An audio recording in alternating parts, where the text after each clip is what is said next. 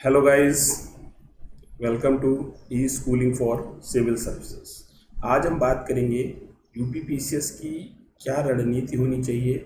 UPPCS जो exam conduct कराता है, ख़ास तौर से अपर का। हम आज ना लोअर की बात करेंगे ना आरओ एआरओ की बात करेंगे। आज हम अपर पीसीएस की बात करेंगे कि इसकी तैयारी करने में क्या रणनीति होनी चाहिए। देखिए, 2019 का मेंस अभी जो डेट है वो 25 अगस्त की है। ठीक है, तो अब तो ये निकल रहा है। जिन बच्चों को नई तैयारी करनी है, अक्टूबर में प्रीलिम की डेट है, हो सकता है थोड़ा एक्सटेंड हो जाए, तो उसके लिए घबराना नहीं है। पेपर तो होगा ही। अक्टूबर की जगह नवंबर में हो सकता है, मैक्स दिसंबर में हो सकता है। डिपेंड करता है कि उस समय की स्थितियाँ क्या रहेंगी। देखिए, यूपीपीसीएस का जो एग्ज़ाम है अब हूबहू यूपीएससी के पैटर्न पर स्टार्ट हो गया है, और ख़ास तौर से चेंजेस 2015 के बाद से मेंस में आने स्टार्ट हो गए थे। इसके बाद 2018 में 2018 में पहली बार सीसेट के पैटर्न पर प्रिलिमिनरी टेस्ट भी हुआ, जैसा कि यूपीएससी लेता है। तो चलिए स्टार्ट करते हैं हम लोग कैसे प्रीलिम के लिए स्टार्ट करें, और इसके लिए हमें रणनीति की आवश्यकता क्यों होती है। आपको पता है कि पूरा परीक्षा 3 चरणों में होती है: प्रारंभिक परीक्षा, मुख्य परीक्षा और साक्षात्कार के रूप में होती है। तो क्या करते हैं कि हम सबसे पहले चीज़ों को पेपर आने से पहले या इंटरव्यू होने से पहले, उसके पहले हम अपने आप को तैयार करते हैं। जैसे प्रारंभिक परीक्षा आएगी, अक्टूबर में है 2020 में, तो उससे पहले हम प्रारंभिक परीक्षा की तैयारी अभी से करने में लग जाएंगे। मुख्य परीक्षा की डेट जैन में है 2021, उसकी तैयारी भी हम अभी से स्टार्ट करेंगे। और इसके बाद इंटरव्यू। ये एक कंटिन्यूअस प्रक्रिया है और चलती रहती है। तो अगर हमें अपनी सफलता को सुनिश्चित करना है तो इन अलग अलग चरणों की तैयारी अलग अलग रूप से करनी पड़ेगी, क्योंकि इन सारे पेपर्स की जो नेचर है वो अलग है। प्रिलिमिनरी का नेचर अलग है, मुख्य का अलग है, और इंटरव्यू अलग तरीके से होता है।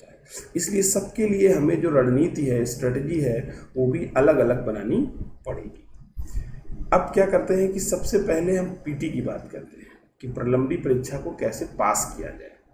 तो परीक्षा के इस चरण को अगर आपको सफलता सुनिश्चित करनी है तो सबसे पहले आप करिए कि आप जानेंगे कैसे कि प्रारंभिक परीक्षा में, जैसे आपका कोई गाइडेंस नहीं, आप किसी इंस्टीट्यूट में नहीं पढ़ते हैं, किसी कोचिंग में नहीं जाते हैं, आप कैसे जानेंगे कि प्रारंभिक परीक्षा की तैयारी की स्टार्ट हम कैसे करें, किस प्रकार के प्रश्नों को पूछता है लोक सेवा आयोग। तो सबसे पहले आप पिछले 5 से 10 सालों के बैक ईयर उठाएं, पुराने वर्षों के क्वेश्चन पेपर उठाएं और उनका अध्ययन करें, और गहराई से अध्ययन करें।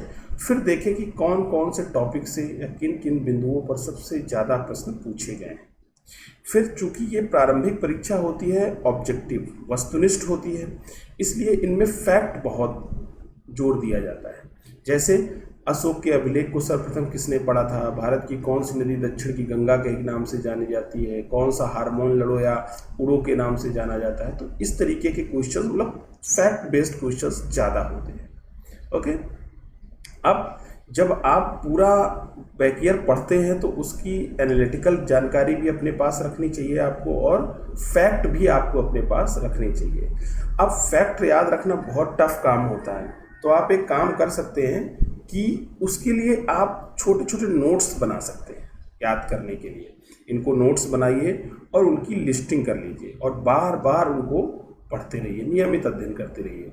जैसे एक प्रश्न पूछा गया कि भारतीय संविधान में समवर्ती सूची की अवधारणा किस देश से ली गई है, तो क्या करना होगा कि जितने भी सूचियां या इस तरीके की चीज़ें भारतीय संविधान में दूसरे देशों से ली गई हैं, उनकी हम एक लिस्ट तैयार कर लें। ओके, और उस लिस्ट को हम बार बार पढ़ें। इसके बाद क्या होगा, कुछ परंपरागत प्रश्न भी पूछे जाते हैं। कुछ ऐसे टॉपिक हैं जो आते ही आते हैं, जैसे भारतीय इतिहास, राष्ट्रीय आंदोलन, भारत एवं विश्व का भूगोल, पॉलिटी, इकोनॉमी, पर्यावरण, पारिस्थितिकी, सामान्य जनरल साइंस, सामान्य विज्ञान। तो इस तरह के क्वेश्चन पूछे जाते हैं। अब इसके लिए आप एक तो एनसीईआरटी फॉलो कर सकते हैं। अगर आपको ज़्यादा गूढ़ता से नहीं पढ़ना या आप एनसीईआरटी कंप्लीट कर चुके हैं, तो आप कोई भी एक मानक बुक जो आप पढ़ते हैं या जो आपने नोट्स बना रखे हैं, उनको बार बार रिवीजन करिए और उन पर भरोसा रखिए।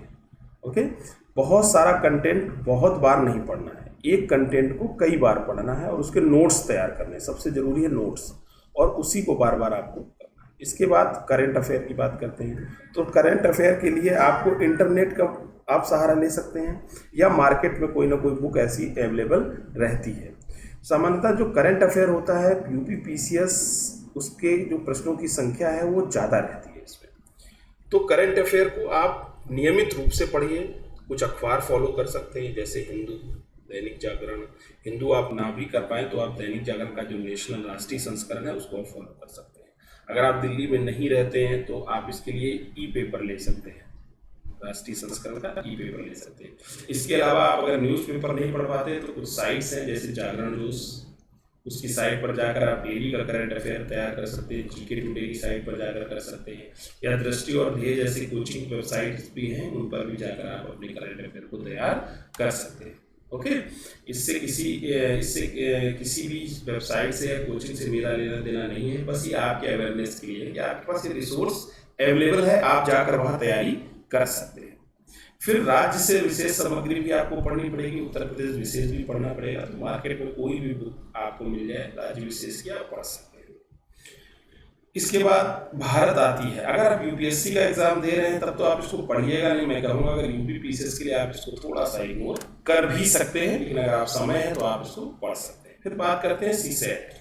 सीसेट में बेसिकली कॉम्प्रिहेंशन आता है, अंतर्वैयक्तिक क्षमता और संप्रेषण यानी कि कम्युनिकेशन पूछा जाता है, तार्किक और विश्लेषण योग्यता से रिलेटेड क्वेश्चन पूछे जाते हैं, डिसीजन मेकिंग क्वेश्चन और उनके जो है प्रॉब्लम रिजॉल्विंग क्वेश्चन पूछे जाते हैं, सामान्य बौद्धिक योग्यता के हैं, हाई स्कूल स्तर की जो गणित है वो पूछी जाती है, हिंदी और इंग्लिश भी पूछी जाती है और रीजनिंग भी रहती है इसमें।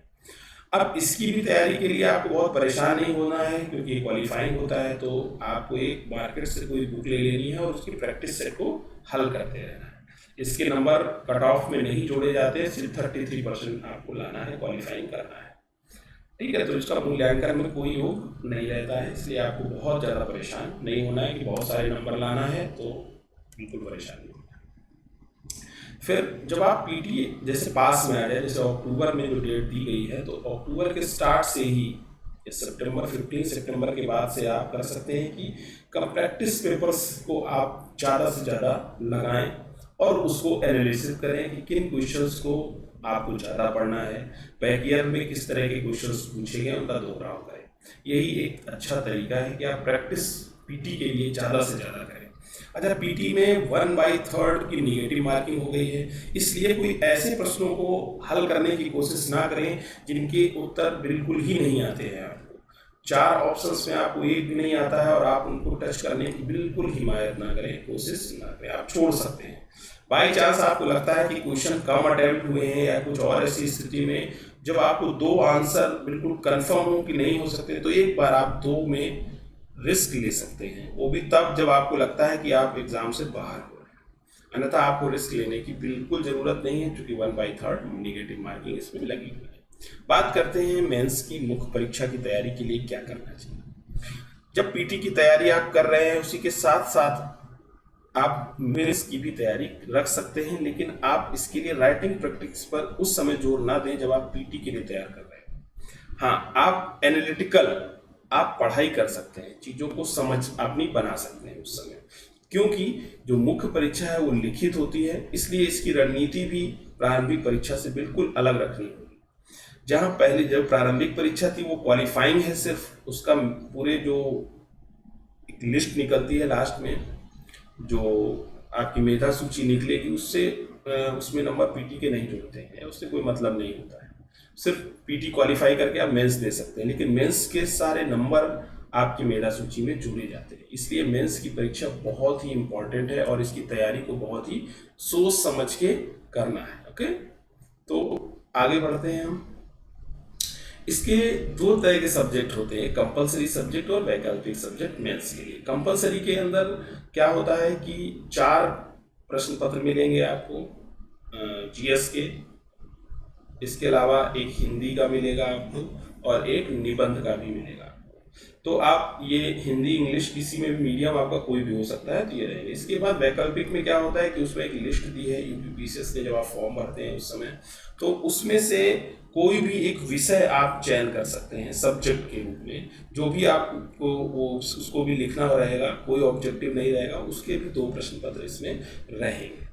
तो अब चूंकि 2015 के बाद बहुत सारा बदलाव हुआ है, तो अच्छे नंबर लाने के लिए सिर्फ आपको रटना नहीं होगा, उसकी विश्लेषण क्षमता, जो अवधारणाएं हैं, कंसेप्ट हैं, उनको समझना बहुत जरूरी है। और इसके साथ मेंस के लिए सबसे जरूरी है टाइम मैनेजमेंट, समय प्रबंधन।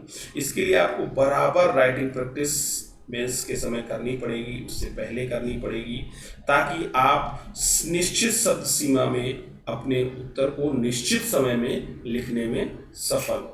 ओके इसके बाद हिंदी की एक महत्वपूर्ण भूमिका होती है, तो आप हिंदी को बहुत ही हल्के में ना लें। तो इसके लिए कुछ मानक बुक हैं, वासुदेव नंदन प्रसाद की, हरदेव बाहरी की, इनकी किताबों को आप लगातार पढ़ सकते हैं। सिलेबस में जो भी टॉपिक दिए गए हैं, उपसर्ग, प्रत्यय, विलोम या पर्यायवाची, या जो भी टॉपिक दिए गए हैं, आप उनको अच्छे से तैयार कर सकते हैं। फिर निबंध की बात करते हैं, तो निबंध के लिए भी यही है कि बहुत निर्णायक होता है, नंबर इसमें बहुत अच्छे पा सकते हैं अगर आप इसको बहुत अच्छे से लिखें। तो इनके लिए भी 3 खंडों में पूरा टॉपिक डिवाइड होता है, आप उन टॉपिक्स को देखिए, और जिसमें आपका सबसे ज़्यादा इंटरेस्ट हो और जिसके लिए सबसे ज़्यादा कंटेंट आपके पास हो, आप उस निबंध को तैयार करके लिख सकते हैं। ओके इसके बाद जो वैकल्पिक विषय है, उसकी भी तैयारी आपको बहुत डिटेल में करनी होगी, और उसके नोट्स आपको सिनॉप्सिस तैयार करके रखने पड़ेंगे। जैसे मान लीजिए आपका वैकल्पिक विषय इतिहास है, तो क्या है उसके चारों खंड के लिए, जैसे प्राचीन भारत, मध्यकालीन भारत, आधुनिक भारत और विश्व इतिहास के लिए कुछ किताबें हैं जो बिल्कुल स्टैंडर्ड्स बुक हैं, उनको आपको पढ़ना पड़ेगा। किसी कोचिंग के नोट्स आपको यूज़ करने पड़ेंगे, या किसी टीचर से आपने पढ़ा है उनके नोट्स पर भरोसा करिए, और उनके सिनॉप्सिस तैयार करके आप एक वर्ड लिमिट में उन आंसर्स को तैयार करके अपने पास रखिए और उनको बार बार पढ़िए। मेंस की परीक्षा टोटल 1500 नंबर की होती है, जिसमें से जो बच्चे लगभग 950 to 1000 के आसपास रहते हैं, उनको साक्षात्कार के लिए आमंत्रित किया जा सकता है। हालांकि ये कट ऑफ वेरिएट करती है, ये फिक्स नहीं है, कभी कभी 750 से 800 तक के बीच के बच्चों को भी नीचे बुला लिया जाता है। लेकिन आप जितने अच्छे मार्क्स मेंस में ले आएंगे, आपकी जो फाइनल सिलेक्शन की चांसेस हैं वो उतने अच्छे हो जाएंगे। ओके तो इन चीज़ों पे सबसे ज़रूरी है कि आप टाइम मैनेजमेंट किए रहें अपना, और आप एक कंटिन्यूसली लिखने की प्रैक्टिस करते रहें, और प्रैक्टिस ही इसका एकमात्र सोल्यूशन है। फिर लास्ट चरण है साक्षात्कार का, इंटरव्यू का। ये एक अंतिम और महत्वपूर्ण चरण होता है, चूंकि अंकों की दृष्टि से अंतिम चयन और पद निर्धारण में भी इसका बड़ा योगदान होता है। टोटल 100 नंबर का होता है। अगर आप अंतिम चयन में पास हो जाते हैं, या आपने साक्षात्कार में अच्छे नंबर लाए, तो मेगा सूची में आपकी जो लिस्ट में नाम है वो ऊपर नीचे कैसे वेरी करेगा, वो इंटरव्यू काफ़ी कुछ डिसाइड करता है। तो इंटरव्यू भी बहुत इंपॉर्टेंट है, 100 मार्क्स का होता है, और इसकी भी तैयारी आपको कंटिन्यूसली जब से आप तैयारी शुरू करें, तब से बराबर आपको अपनी चीज़ों के लिए अवेयर रहना होगा, अपनी ग्रेजुएशन के सब्जेक्ट के लिए, अपने लोकल डिस्ट्रिक्ट के लिए, अपने स्टेट के लिए, अपनी इकोनॉमी के लिए, या जो करंट अफेयर में जो भी मुद्दे चल रहे हैं उनको लेकर। जैसे 2018 का इंटरव्यू इस समय चल रहा है, तो आप इनकी जो इंटरव्यू की लिस्टिंग है, या जो किस तरह के क्वेश्चन है जो बच्चे दे रहे हैं, आप उनको लिस्टिंग कर सकते हैं कि किस तरह के क्वेश्चन पूछ। जैसे इस समय कोविड का दौर चल रहा है, तो मैक्सिमम इंटरव्यू पैनल्स में कोविड को लेकर बहुत सारे क्वेश्चंस पूछे गए हैं। या राजनीतिक उथल पुथल चल रही है, जैसे कि राजस्थान का मुद्दा चल रहा है, इससे पहले एमपी का मुद्दा हुआ, तो इन पे भी क्वेश्चंस पूछे गए हैं जब जैसे शेड्यूल पड़े हैं इंटरव्यू के। ओके तो ये पूरी रणनीति है, आप इसको फॉलो कर सकते हैं, आप इसको नहीं भी फॉलो कर सकते हैं। अगर आपको अच्छा लगा हो वीडियो, तो वीडियो को लाइक करें, चैनल को सब्सक्राइब करें, बेल आइकन दबाएं, और मेंस के कंटेंट के लिए या पीटी के कंटेंट के लिए आप चैनल के साथ बराबर कंटिन्यू बने रहें। Thank you for the watching.